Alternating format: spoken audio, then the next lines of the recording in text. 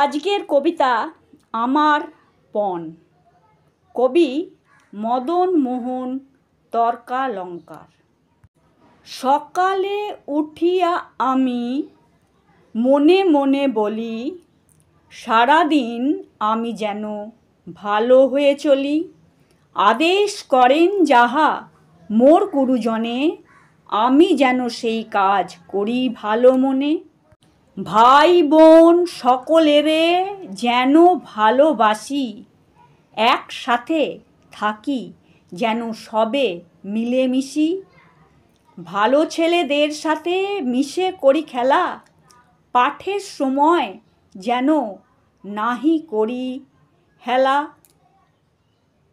সুখী যেন নাহি হই আর কারো দুঃখে, মিছে কথা কভু যেন নাহি আসে মুখে। সাবধানে যেন লোভ সামলিয়ে থাকি, কিছুতে কাহারে যেন নাহি দিই ফাঁকি। ঝগড়া না করি যেন কভু কারো সনে, সকালে উঠিয়া এই বলি মনে মনে।